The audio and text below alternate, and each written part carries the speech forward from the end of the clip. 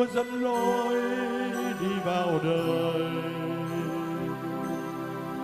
Ngài muốn hết thế giới được đón nghe loan tin vui, cùng nắm tay chung xây trời đất mới. Hãy Chúa cất tiếng gọi khắp nơi. Ngày ấy đến với Chúa đi vào đời, cùng bước dưới ánh sáng hạnh vui vẻ trong muôn dân, hãy chứng nhân reo vang mùa ơi. Ngài buồn lối đi hoài và đi mãi, rắc reo tiếng đổi thay tháng vang. Đi xuống Ngài đã phán hài loan cho người thế rằng vui vui mừng lên ta đã đến. Đi vào mừng đám cưới, đến giường người hâm hối, tới bên người mẹ Nai và đi chiều hoàng tím tìm chiên lạc lối, nằm bên anh tội nhân trên thập giá. Ngày ấy Chúa cất tiếng gọi khắp nơi.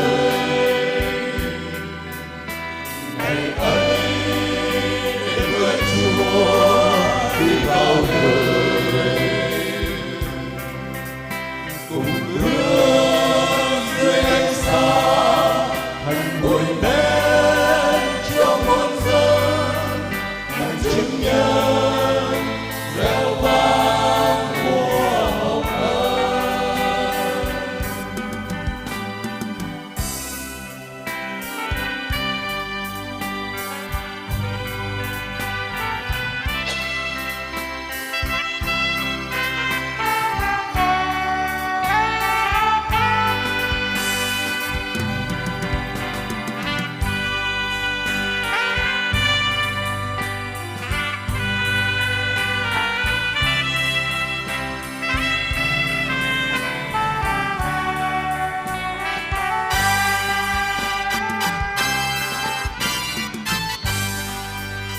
Đến cùng người thu thuế, đến cùng người đánh cá, đón nghe mai để liêng kêu ca.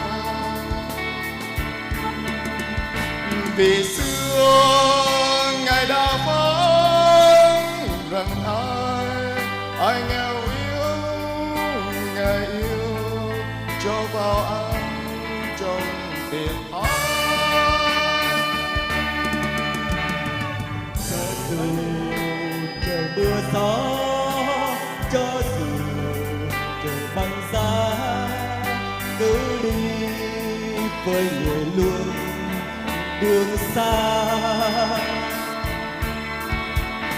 Vì xưa Ngài đã chết mà nay người vẫn sống, dậy mãi trong hiên vang Ngài này đến. Ngày ấy Chúa cất tiếng gọi khắp nơi. Ngày ấy đến với Chúa đi vào đời, cùng bước dưới ánh sáng hạnh vui lên cho muôn dân, hạnh chứng nhân reo vang mùa hồng ơi.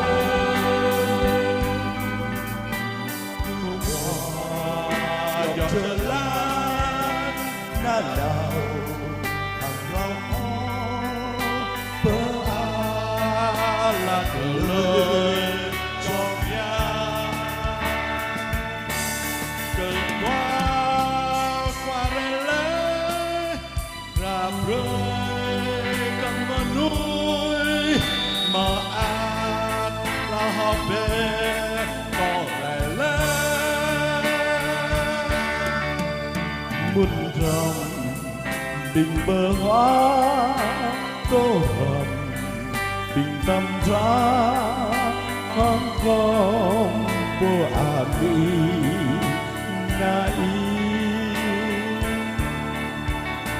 dần qua chưa rơi nhé dày rom po so sang arang bóng bơi cờ dâu cờ cao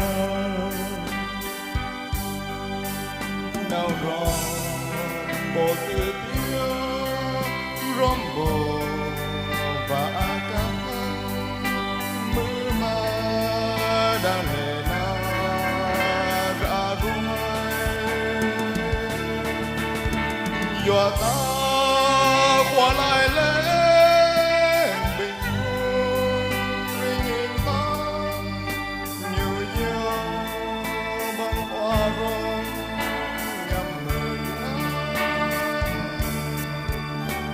ba chân rồi chân lên ba chân rồi ấp lé ắt đau rong tầm qua bờ a tay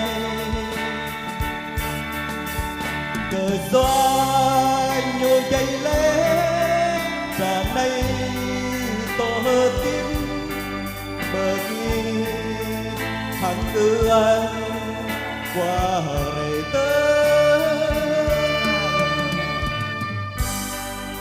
rồi nước Giêsu qua giờ đi mà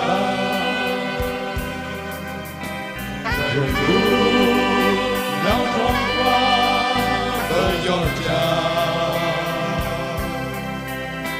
rồi ta xin vâng ai là tớ ơi nơi đâm lấy chỉ có con vuốt theo muôn phương thái